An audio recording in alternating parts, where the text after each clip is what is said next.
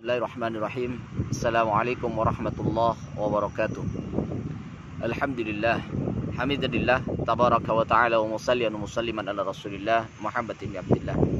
Wala hawla wala quwata illa billahil aliyil azim. Alhamdulillah, ketika kita berbicara tentang filsafat Islam,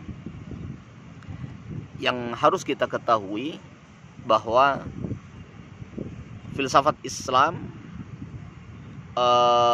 memang sedikit banyak dipengaruhi oleh filsafat Yunani. Namun Islam tidak didasarkan atas filsafat Yunani. Sebab berguru tidak berarti menunjukkan pengulangan. Setiap pemikiran tidak lepas dari konteks budaya masing-masing. Artinya setiap budaya memiliki atau sangat mempengaruhi terhadap pola pikir pada setiap manusianya, pada setiap orang yang ada di dalamnya. Begitu pula Islam telah memberikan pengaruh besar terhadap para ilmuwan muslim atau filsuf muslim. Yang ini artinya bahwa filsuf muslim itu tidak banyak pada saat itu terpengaruh oleh filsafat Yunani. Mereka memiliki dasar tersendiri. Dan yang ketiga, kenyataan yang ada menunjukkan bahwa pemikiran rasionalitas Islam telah lebih dahulu mapan sebelum datangnya filsafat Yunani. Ini yang harus difahami, bahwa Islam datang dengan Al-Quran. Di dalam Al-Quran sudah dinyatakan dengan ayat-ayat yang mengenalkan bagaimana berpikir dan bagaimana akal. Nah, disinilah sesungguhnya jauh sebelum Yunani melakukan pemikiran, membangun pemikirannya, Islam telah membangun akalnya terlebih dahulu. Islam telah membangun pemikirannya terlebih dahulu. Misalkan dengan ayat, sepotongan-potongan ayat, misalkan afala ta'qilun, afala tatafakkarun, dan sebagainya. Dengan demikian, maka pemikiran filsafat Islam itu berasal dari mana? Maka tradisi ini tersendiri, yaitu dari upaya para ilmuwan muslim untuk menjelaskan ajaran kitab suci, yaitu menjelaskan Al-Quran. Nah, dari situlah awal perkembangan pemikiran di dalam Islam, ketika para dai, para ilmuwan mencoba menjelaskan ayat-ayat Al-Quran, maupun para dai, para ilmuwan itu mencoba untuk menjelaskan ayat-ayat kauniyah yang telah Allah berikan. Nah, ada 3 upaya yang sangat relevan dengan penalaran filsuf yang dilakukan oleh para ilmuwan, yaitu dengan metode takwil, penjelasan makna-makna yang ada di dalam Al-Quran, Selain itu juga adanya tuntutan dalam persoalan-persoalan teologis, untuk menjelaskan pandangan-pandangan yang tampaknya kontradiktif dan rumit. Nah, ini yang kemudian dipecahkan oleh para ilmuwan dengan cara berpikirnya mereka, dengan cara berfilosofi, membangun makna atau menjelaskan makna-makna yang ada di dalam Al-Quran dan mencoba menjelaskan permasalahan-permasalahan yang terjadi di kehidupan.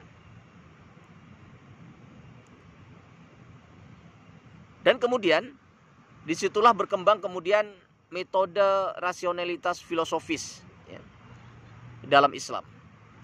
Jauh sebelum datangnya filsafat Yunani lewat proses penerjemahan. Proses penerjemahan terhadap pemikiran-pemikiran Yunani itu jauh setelah Islam mencoba untuk membongkar cara berpikir di dalam memaknai ayat-ayat Al-Quran dan memaknai kehidupan. Filsafat Islam sebagai bagian tidak terpisahkan dari sejarah Hasanah Islam. Sesungguhnya bukan suatu yang sederhana. Banyak aspek dan hubungan yang harus dipahami, dijelaskan dan diuraikan. Ketidaktelitian kita dalam mencermati atau memilah dan memilih persoalan ini sering menyebabkan kita tidak tepat menilai atau mengambil tindakan. Adanya sikap yang anti filsafat di sebagian kalangan umat Islam atau anggapan bahwa filsafat Islam hanyalah berasal dari Yunani, salah satu sebabnya adalah karena adanya kekurang telitian di dalam menilai atau memahami filsafat di dalam Islam. Nah, perlu kita ketahui, sesungguhnya filsafat di dalam Islam itu sekali lagi bersandarkan kepada Al-Quran. Berbeda dengan Yunani, yang dia bersandarkan kepada pengalaman-pengalaman atau eksperimen-eksperimen para ilmuwan pada masa itu. Sehingga antara ilmuwan yang satu dengan yang lain itu bisa jadi bertentangan. Ya. Namun di dalam pemikiran atau filsafat Islam, antara ulama atau ilmuwan-ilmuwan yang lain itu tidak ada saling bertentangan ketika berbicara tentang ayat-ayat Al-Quran. Berbeda pendapat iya, tapi bertentangan ketika memberikan pendapat itu sangat kecil kemungkinan. Kenapa? Karena bersumber daripada Al-Quranul Karim. Yang cukup menarik yaitu ketika banyak dari kalangan menyebutkan bahwa filsafat Yunani ya sangat berpengaruh besar terhadap filsafat Islam. Ya, kalau mendorong perkembangan filsafat Islam itu betul. Memang filsafat Islam itu berkembang ketika terjadi penerjemahan terhadap filsafat Yunani. Namun kalau dikatakan bahwa filsafat Islam itu berasal dari filsafat Yunani, itu ada kesalahan di dalam berpikir. Misalkan, ya, menurut seorang orientalis asal Universitas Kentucky, USA, ya, yang bernama Oliver Leaman, dia mengatakan suatu kesalahan besar jika menganggap bahwa filsafat Islam bermula dari proses penerjemahan teks-teks Yunani tersebut atau hanya nukilan dari filsafat Aristoteles seperti dituduhkan oleh Ernest Renan, ya, atau dari Neoplatonisme seperti yang disampaikan oleh Pierre Duhem. Salah satu alasan yang lain, misalkan kita sebut saja Aristoteles, ya. Misalnya jelas murid Plato dia, ya, tetapi ia mempunyai pandangan sendiri yang tidak dikatakan oleh gurunya. Misalkan lagi Baruch Spinoza, ya, walau secara jelas sebagai pengikut dari René Descartes, namun Baruch Spinoza, ya, ini memiliki pemikiran tersendiri. Ya. Contoh lagi misalkan, ya, Al-Farabi atau Ibn Rus, yang kemudian dia mencoba membaca filsafat Yunani yang kemudian menjadikan ilham baginya, ya, di dalam pemikiran filsafat. Namun tidak menghalanginya, ya, Al-Farabi dan Ibn Rus untuk mempunyai pandangan tersendiri yang tidak sama dengan filsafat Yunani. Artinya apa? Bahwa setiap filsuf itu terpengaruh oleh tradisi-tradisi yang dimiliki sebelumnya. Kalau itu seorang muslim, maka tentunya dia dipengaruhi oleh tradisi-tradisi muslimnya. Artinya sebelumnya pemikiran seorang filsuf Islam, dia tentunya sudah memiliki pandangan tersendiri terhadap filsafat. Ya, artinya tidak mengekor, artinya tidak berasal daripada filsafat Yunani yang disangkakan banyak orang. Berdasarkan kenyataan tersebut, maka apa yang disebut sebagai transmisi filsafat Yunani ke Arab Islam pada dasarnya adalah suatu proses yang sangat panjang dan kompleks, di mana ya justru sering, ya, banyak dipengaruhi oleh keyakinan dan teologis para pelakunya, yaitu para filsuf atau ilmuwan muslim, ya. Kondisi budaya yang melingkupi dan seterusnya, termasuk dalam istilah-istilah teknis yang digunakan, tidak akan lepas dari konteks dan problem bahasa Arab dan ajaran Islam. Ya. Konsekuensinya adalah tugas rekonstruksi sumber-sumber Yunani untuk ilmu dan filsafat tidak mungkin selalu diharapkan dalam terjemahan yang jelas ke dalam sesuatu yang dianggap asli Yunani, tetapi harus mempertimbangkan aktivitas yang terjadi di luar teks. Artinya bahwa banyak perluasan-perluasan atau pengembangan yang dilakukan oleh ilmuwan muslim terhadap filsafat Yunani, yang dimana pada saat itu bisa jadi tidak ada di dalam filsafat Yunani.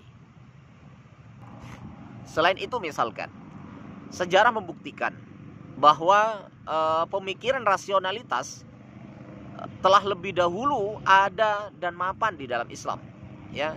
Meski karya-karya Yunani mulai diterjemahkan sejak masa kekuasaan Bani Umayyah, tetapi buku-buku filsafatnya yang kemudian melahirkan seperti Al-Kindi itu baru digarap pada masa dinasti Abbasiyah, ya. Nah, khususnya pada masa Khalifah Al-Ma'mun, di mana ilmu pengetahuan pada Khalifah Al-Ma'mun itu berkembang sangat pesat, karena memang didukung oleh mazhab daripada negara, ya, bahkan dibiayai oleh negara, yaitu mazhab pada saat itu adalah Mu'tazilah, ya, di mana rasionalitas sangat diagungkan pada masa itu. Nah, pada masa Abbasiyah ini doktrin Mu'tazilah yang rasionalitas itu dibangun oleh Wasil Ibnu Atha, ya. Wasil Ibnu Atha itu telah mendominasi pemikiran masyarakat, bahkan menjadi doktrin resmi negara dan berkembang. Nah, dengan tokohnya misalkan Amr Ibnu Ubaid, ya, Bishr Ibnu Mu'tamir, ya. Begitu pula dalam bidang fikih, ya.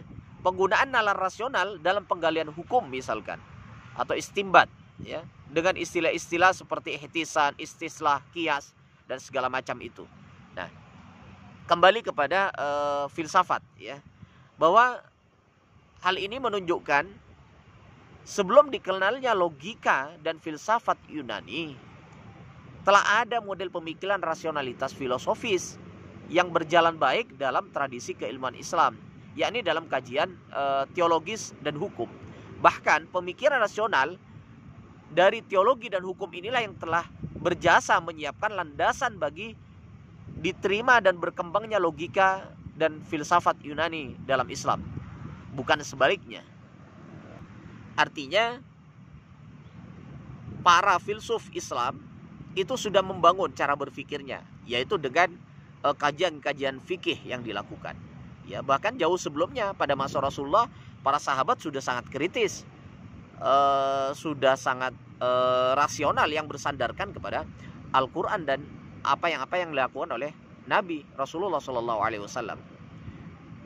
Jauh sebelum Yunani berkembang atau mengenal ilmu pengetahuan yang seperti saat ini. Karena filsafat Islam itu berasal dari cara berpikir Al-Quran, atau cara memaknai atau memahami Al-Quran, maka ada 3 model kajian resmi yang dilakukan oleh ilmuwan muslim pada saat itu, yaitu yang pertama adalah penggunaan takwil, ya. Nah, makna takwil diperlukan untuk mengungkap atau menjelaskan masalah-masalah yang sedang dibahas. Nah, ini kan cara berpikir logis, cara berpikir rasional, ya, yang sudah dibangun oleh umat Islam pada saat itu. Dan itu terjadi, ya, kebanyakan setelah ketiadaan Nabi, ya. Pada saat Nabi ada, maka seluruh permasalahan diserahkan kepada Nabi, dijawab langsung oleh Nabi. Tapi ketika Nabi tiada, maka kemudian ada proses model pemaknaan terhadap ayat-ayat Al-Quran, ya, ayat dengan mencoba takwil ini, ya, mengungkap, ya, masalah-masalah kehidupan yang belum pernah terbahas di masa Nabi, atau memahami apa yang disampaikan oleh Al-Quran dan disampaikan oleh Nabi. Dan yang kedua adalah membedakan, ya, model membedakan istilah-istilah atau pengertian yang mengandung lebih dari satu makna, yang disebut dengan mustarok, ya. Dengan istilah-istilah inilah yang kemudian mereka memecahkan, ya, mengambil pemecahannya itu mengambil daripada dasar, artinya secara filosofis. Nah, ini sudah dilakukan ya oleh para sahabat dan ilmuwan muslim pada saat itu. Nah, yang ketiga yaitu penggunaan secara analogi yang disebut dengan kias ya di dalam Islam. Nah, terhadap persoalan-persoalan ya untuk menyelesaikan masalah-masalah kemasyarakatan ya. Baik apa yang disampaikan oleh Al-Qur'an, kemudian mereka menggunakan analogi ya untuk bisa memahaminya, atau hadis-hadis Nabi yang memang harus dianalogikan karena untuk bisa memahami apa yang disampaikan oleh Nabi ya. Salah satu contoh analogi begini ya. Misalkan dari surat At-Taubah ayat 34 yang menyatakan di situ bahwa larangan menimbun emas dan perak. Nah, apakah kemudian ini hanya berlaku untuk emas dan perak? Bagaimana dengan permata, batu berlian dan segala macam? Nah, ini kan analogi yang digunakan. Misalkan lagi orang beriman ya. Itu apakah orang beriman itu hanya dihususkan untuk laki-laki? Ya, karena di situ ungkapannya adalah mukmin dan muslim. Itu kan menunjukkan laki-laki ya. Nah, apakah mencakup wanita dan budak? Nah, ini kan analogi yang dilakukan oleh Al-Qur'an ya. Ini yang kemudian dimaknai dicari secara filosofis ya, pemaknaannya, bagaimana analogikanya. Nah, ini yang sudah dilakukan jauh sebelum filsafat Yunani berkembang. Contoh yang lain misalkan, ketika berbicara tentang teologis, berbicara tentang ketuhanan, bagaimana kemudian bisa mereka menemukan Tuhan, menemukan makna Tuhan, ya, menemukan kedekatan dengan Tuhan, kalau tidak dilakukan dengan secara metode-metode tadi, ya. Ya, mungkin ada beberapa yang terasa rumit, ya, dan seakan-akan kontradiktif. Namun, ilmuwan Muslim kemudian dia mencoba, ya, untuk mensistematikannya dalam suatu gagasan, ya, dalam suatu gagasan yang akhirnya mampu menjawab persoalan-persoalan teologis. Ya, kalau itu tidak didasarkan terhadap pemikiran-pemikiran filosofis, tidak akan bisa untuk menjawab persoalan-persoalan yang teologis itu. Nah, sekarang kita berbicara tentang perkembangan ya sejarah filsafat Islam, ya, bahwa karya-karya dan filsafat Yunani, ya, kemudian diterjemahkan itu ke dalam bahasa Arab itu pertama kali, sebagaimana saya ungkapkan di awal, bahwa pada masa Bani Umayyah, ya. Kemudian yaitu khususnya pada masa kekhilafan Abdul Malik, ya. Kemudian diseriusi, ya, penerjemahan itu ketika pada masa Bani Abbasiyah, ya, khususnya pada masa Al-Ma'mun. Nah, karena ini menjadi program, ya, salah satu program untuk pengembangan ilmu pengetahuan di dalam Islam, ya, akhirnya mau tidak mau salah satunya adalah melakukan penerjemahan terhadap pemikiran-pemikiran orang Yunani, ya. Ya, seorang pemikir misalkan Muslim asal Universitas Muhammad, ya, di Maroko, dia anggap sebagai tonggak sejarah pertemuan pemikiran rasional Yunani dengan pemikiran keagamaan Arab Islam. Ya, pertemuan epistemologi Burhani Yunani dengan epistemologi Bayani Arab misalkan, ya. Nah, banyak, ya, yang dilakukan oleh umat Islam untuk menunjukkan dasar berpikirnya, untuk menunjukkan perkembangan, ya, ilmu pengetahuan, di mana pada masa itu Yunani sendiri tidak mampu mengembangkan ilmu-ilmu pengetahuan, ya. Artinya sangat lambat sekali. Namun ketika umat Islam itu datang, maka kemudian ilmu pengetahuan itu berkembang sangat luar biasa, ya, bahkan sangat pesat, ya. Bahkan yang kemudian menjadikan Barat itu iri, ya, Yunani iri terhadap perkembangan ilmu pengetahuan yang terjadi di dalam Islam disebabkan penerjemahan-penerjemahan yang dilakukan oleh para ilmuwan Muslim pada saat itu. Contoh yang lain, salah satu ilmuwan yang berjasa, ya, di dalam penerjemahan, ya, sebagaimana saya kutip dalam sebuah jurnal, ya, sebut saja misalkan Ja'far Ibnu Yahya Al-Barmaki, ya, Yuhana ibnu Masawai dan Hunain ibnu Ishaq, ya. Salah seorang tokoh orientalis mengatakan bahwa begini, ya, yang bernama Montgomery Watt itu mengatakan begini, bahwa Hunain, ya, Hunain bin Ishaq ini mempunyai kelebihan dibanding penerjemah yang lain, ya, yaitu bahwa para penerjemah lainnya umumnya menerjemahkan karya Yunani itu dari bahasa Syria, ya, sementara Hunain ibnu Ishaq itu menerjemahkan langsung dari bahasa Yunani sekaligus mengkajinya secara filosofis. Nah, makanya kemudian banyak dari ilmuwan-ilmuwan muslim pada saat itu mengkajinya tidak hanya sekedar menerjemahkan, tetapi mengkajinya itu secara filosofis, ya. Ada pula catatan dari Al-Ghurabi, ya, kenapa banyak karya filsafat Yunani yang diterjemahkan dalam bahasa Arab bercampur dengan pandangan Neoplatonis Kristen Syria. Nah, artinya memang ada para penerjemah kemudian tidak kritis terhadap kajian-kajian atau tulisan-tulisan Yunani yang diterjemahkan ke dalam bahasa Syria, ya. Nah, akhirnya ada beberapa, ya, orang menganggap, atau orientalis sebagian menganggap bahwa filsafat Islam berasal dari Yunani karena tidak ada kritisasi atau diambil secara filosofis, ya. Hanya sekedar menerjemahkan. Bisa jadi begitu, ya. Program penerjemahan atas buku-buku filsafat Yunani dilakukan secara massal dan gencar karena memang adanya kebutuhan akan hal itu pada masa itu, ya. Karena ya itu sekali lagi perkembangan ilmu pengetahuan yang sangat pesat, ya. Maka buku-buku Yunani, ya, termasuk buku filsafat Yunani itu dibutuhkan untuk menambah, ya, keluasan ilmu bagi para ilmuwan muslim pada saat itu. Sekali lagi, walaupun ilmuwan muslim saat itu sudah memiliki dasar cara berpikir, ya, bukan berarti berasal dari filsafat Islam, bukan berarti berasal daripada filsuf Yunani.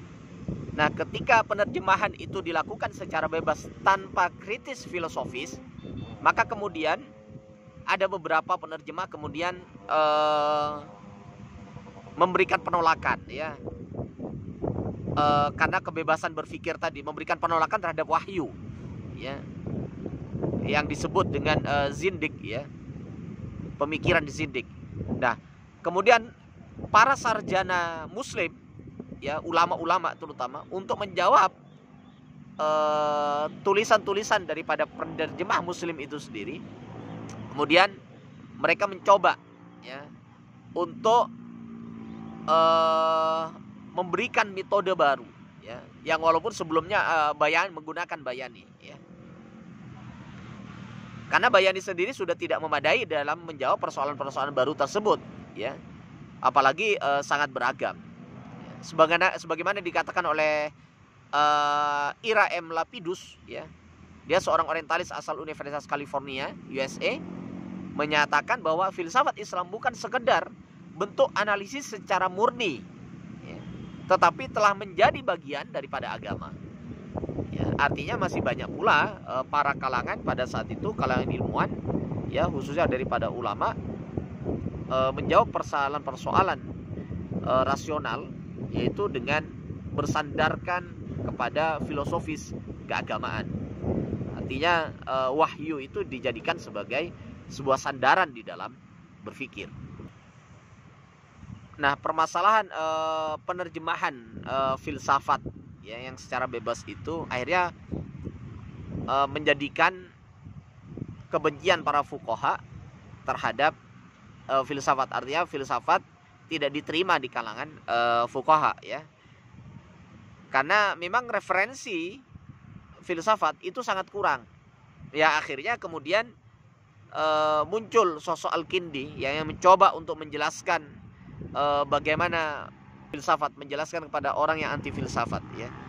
Kemudian Al-Kindi kemudian memperkenalkan, ya, persoalan-persoalan baru, ya, dalam pemikiran Islam yang kemudian sampai saat ini pun digunakan. Misalkan penciptaan alam semesta, bagaimana terjadinya, ya, keabadian jiwa, apa artinya dan bagaimana pembuktiannya. Terus pengetahuan Tuhan, ada apa hubungannya astrologi dan bagaimana terjadinya. Nah ini kemudian dikenalkan oleh Al-Kindi melalui filsafatnya, ya. Ya. Walaupun saat itu bertentangan pula dengan para fuqaha, ya, yang anti filsafat. Akhirnya pemikiran rasionalitas, ya, filsafat daripada Al-Kindi kemudian berkembang.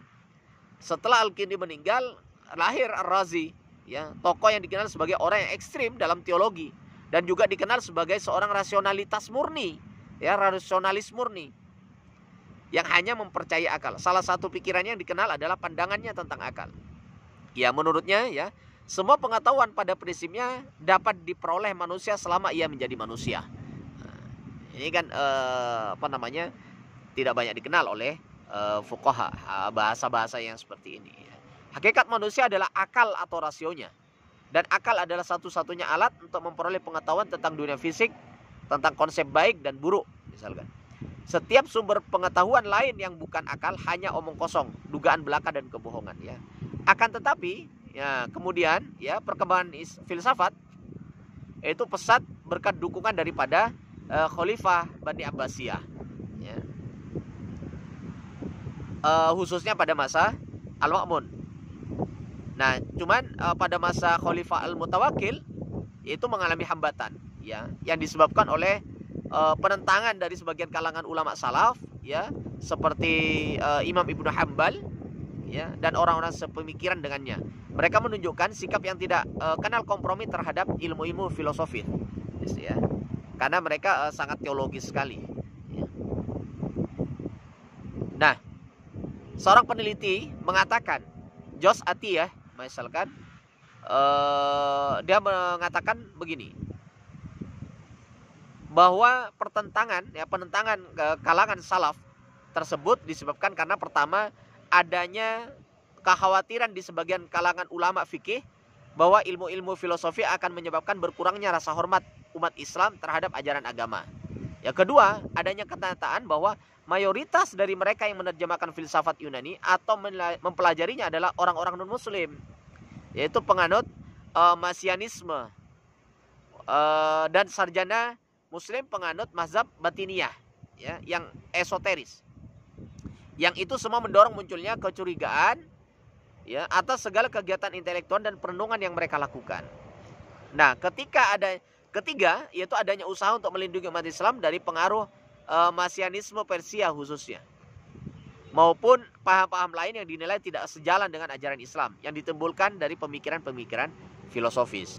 Nah, penentangan itu memang nyata di kalangan umat Islam pada masa itu.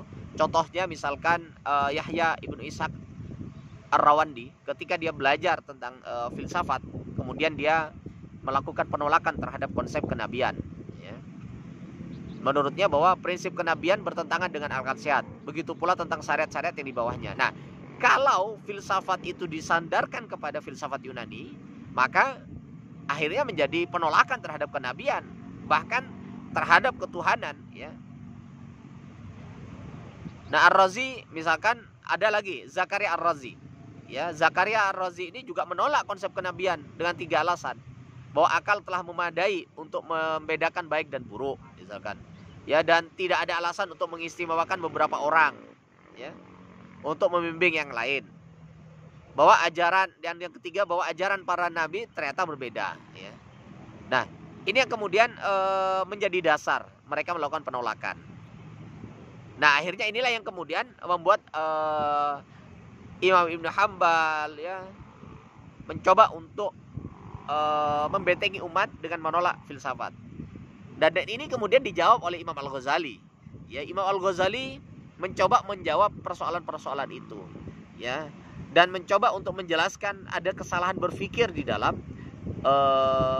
filsafat Yunani, ya, sehingga walaupun itu dipelajari oleh umat Islam, ya, dan kemudian menjadi konsep, ya, salah satunya yang melakukan penolakan tadi. Maka Imam Al-Ghazali kemudian memunculkan kitab, ya, Tahafut Al-Falasifah. Nah, di situ ada beberapa kesalahan di dalam berpikir filsafat yang kemudian diluruskan oleh Al-Ghazali, ya.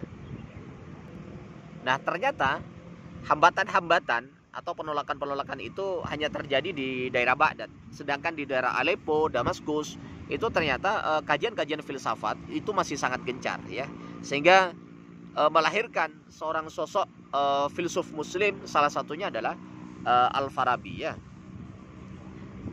di mana Al-Farabi mempunyai pengaruh besar, ya, terhadap pemikiran filsafat Islam, ya. Tidak hanya mengembangkan metafisika Islam, melainkan juga memberikan landasan bagi pengembangan keilmuan pada umumnya pada saat itu. Walaupun Al-Farabi sendiri itu dia lebih kepada Platonisme, ya, dengan salah satunya adalah menggabungkan pemikiran-pemikiran Platonisme dalam teori emanasinya, ya, yaitu menggabungkan dengan tauhid Islam untuk menjelaskan hubungan antara Tuhan yang gaib dengan realitas yang empirik. Itu salah satu yang dilakukan oleh filsuf Muslim bernama Al-Farabi. Setelah Al-Farabi muncul sosok filsuf Muslim yaitu Ibnu Sina, ya. Dia mengembangkan konsep ketuhanan yang digabungkan dengan wahyu dan meneruskan pola pemikiran emanasi yang dilakukan oleh Al-Farabi, ya, sehingga mendorong kelengkapan di dalam konsep emanasi yang sebelumnya, ya, sehingga Ibnu Sina itu mencoba untuk melengkapi pemikiran-pemikiran Al-Farabi, walaupun kemudian Ibnu Sina sendiri terkenal dengan seorang ilmuwan di bidang kedokteran. Bahkan Ibnu Sina sendiri itu menjelaskan tentang konsep-konsep kenabian, ya, di mana Ibnu Sina mengatakan bahwa kenabian itu adalah tingkat tertinggi dalam fase manusia, ya, di mana ia menghimpun seluruh potensi kemanusiaan dalam wujud yang paling sempurna, ya. Makanya kemudian ada 3 syarat menurut Ibnu Sina di dalam kenabian, ya, syarat kenabian, yaitu pertama adalah kecerdasan intelek, ya, kesempurnaan daya imajinasi dan kemampuan untuk menundukkan hal-hal yang muncul dari luar dirinya agar dia bisa tunduk dan taat, ya, terhadap konsep-konsep yang diberikan. Nah, namun kemudian kajian filsafat Islam itu kemudian menjadi menurun, ya, ketika muncul kitab atau serangan daripada Imam Al-Ghazali, ya, yaitu tentang kitab Tahafut, ya, Al-Falasifah, ya, yang kemudian diulang kembali dalam kitab yang lain, Al-Munqidh min Ad-Dalal, ya. Walaupun sebenarnya Imam Al-Ghazali, ya, dalam memberikan atau menolak pemikiran Al-Farabi dan Ibnu Sina, ya, itu sebenarnya hanya pada pemikiran-pemikiran metafisiknya, ya, khususnya di dalam epistemologi, bagaimana cara mendapatkan keilmuan itu, pengetahuan itu, menghasilkan sebuah pengetahuan itu sebenarnya yang diserang oleh Al-Ghazali, karena Al-Ghazali sendiri itu mengatakan bahwa mengakui, ya, pentingnya logika di dalam pemahaman dan penjabaran ajaran-ajaran agama. Artinya logika tetap dibutuhkan, cuma di dalam epistemologinya inilah yang kemudian menjadi permasalahan menurut Al-Ghazali, ya, karena masih melihat bahwa ada campur ada pencampuran, ya, logika Yunani dengan logika Islam yang akhirnya menjadikan orang awam itu bisa jadi salah menangkap, ya, salah di dalam berpikir. Nah, akhirnya bisa jadi akan memunculkan loss of adab, ya, ketiadaan adab di dalam dirinya.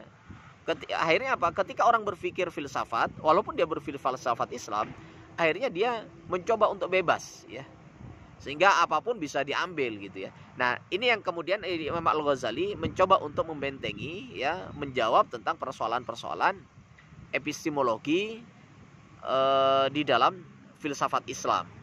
Bukan berarti dia menolak, ya, menolak di dalam filsafat itu, tapi meluruskan kembali, ya, khususnya di bidang epistemologi filsafat Islam.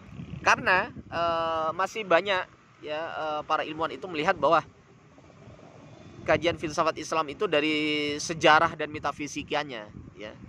Itu yang masih dilihat, ya, bukan dari aspek epistemologi, metodologi, dan sistem nalarnya. Seharusnya hal itu menjadi sangat utama, ya, yang harus dilihat, yaitu epistemologi, metodologi, dan penalaran yang digunakan di dalam membuat sebuah konsep atau menemukan jawaban-jawaban persoalan kehidupan. Nah, tenggelamnya filsafat Islam setelah Al-Ghazali, ya, kemudian dimunculkan lagi oleh Ibn Rushd, ya, dengan kitabnya Tahafut al-Tahafut, ya, menjawab persoalan yang disampaikan oleh Imam Al-Ghazali. Namun itu tidak lama dan kemudian tidak bisa, ya, menjawab persoalan ketenggelaman filsafat pada masa itu, ya. Tetapi Ibn Rushd telah meletakkan dasar-dasar di dalam berpikir, ya, misalkan antara hubungan Tuhan dengan alam, ya. Ini yang kemudian diletakkan oleh Ibn Rushd, walaupun Ibn Rushd tidak bisa menjawab persoalan yang disampaikan oleh Imam Al-Ghazali, karena karena Ibn Rushd menggunakan pola pemikiran Aristotelian, ya. Nah, namun yang perlu difahami bahwa setelah ketiadaan Ibn Rushd, ya, ternyata filsafat itu terus berkembang, ya. Bahkan pemikiran filsafat ini sangat pesat, ya, bahkan lebih besar. Hanya dia berubah jalur dan mazhab, ya. Jika sebelumnya pemikiran filsafat itu bersifat mandiri, ya, lewat perenungan-perenungan para filsuf rasionalis, ya, tidak terkait dengan sistem pemikiran yang lain, ya, maka pada masa ini khususnya, ya, tepatnya pasca serangan Al-Ghazali terhadap filsafat, pemikiran filsafat tetap berkembang, ya, dengan cara bergabung atau bersinergi dengan pemikiran tasawuf yang saat ini mulai berkembang, ya. Jika sebelumnya masalah filsafat banyak didiskusikan dan dikembangkan dalam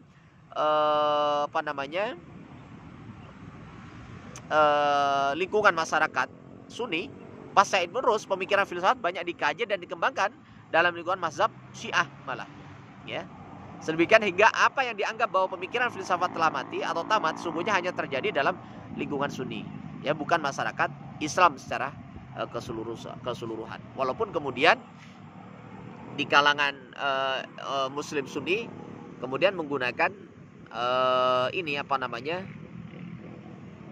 masih memahami bahwa filsafat Islam itu tetap harus diluruskan dengan tetap berpegang kepada Al-Quran dan Sunnah.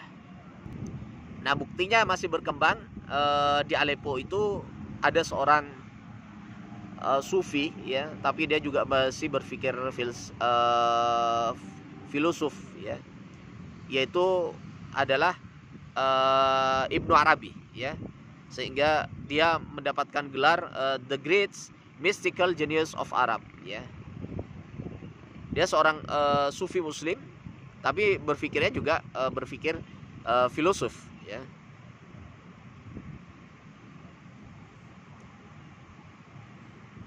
Banyak para ulama-ulama setelah itu kemudian mencoba untuk berpikir filsuf. Nah, sebagai akhir ini menunjukkan bahwa sebagai kesimpulan juga bahwa filsafat Islam itu tidak berdasar kepada filsafat Yunani semata. Artinya bukan filsafat Islam tidak lahir daripada filsafat Yunani, ya. Karena di dalam keilmuan Islam itu sudah ada tradisi-tradisi berpikir filosofis. Dan yang kedua, bahwa perkembangan, ya, pemikiran filsafat di dalam Islam ternyata tidak senantiasa naik, ya, namun lebih pasang surut, ya, naik turun. Karena ada beberapa ulama salaf yang menganggap bahwa belajar filsafat itu nanti akan menjauhkan daripada ketuhanan, bahkan menjadi pemikiran yang aneh dan menyimpang, ya. Ya, selama pemikiran itu disandarkan kepada pemikiran Yunani atau filsafat Yunani, maka memang akan menyebabkan penyimpangan dan aneh-aneh di dalam berpikir. Tetapi ketika itu disandarkan kepada ulama, kepada Al-Quran, hadis, ya, dan kepada kalam-kalam ulama, insya Allah filsafat di dalam Islam akan baik, ya, khususnya di dalam ketika kita mencoba untuk mengkaji tentang secara epistemologi, metodologi, dan pengkajiannya. Ya. Oleh karena itu belajar filsafat Islam itu menjadi suatu yang bermanfaat, ya, bahkan penting ketika kita menyandarkan segala sesuatu pada wahyu dan tidak berpikir yang aneh-aneh dan menyimpang, ya, di dalam aturan-aturan Islam, ya. Artinya tetap mengedepankan Al-Quran, Sunnah, dan kalam ulama, ya, fatwa-fatwa ulama yang kemudian tidak menjadi pertentangan di dalam Islam, ya. Menjadi keluasan di dalam keilmuan tidak masalah, tapi kalau kemudian menjadi pertentangan atau penyelewengan yang kemudian menghabiskan menghilangkan adab kita, loss of adab, maka itu menjadi filsafat Islam yang keliru, ya. Memang itu yang harus dijauhi, ya. Ini mungkin yang bisa disampaikan, semoga bermanfaat dan semoga ini menjadi sebuah kajian kita bersama. Maka perluaslah ilmu kita untuk melihat sebuah kebenaran. Demikian, Assalamualaikum warahmatullahi wabarakatuh.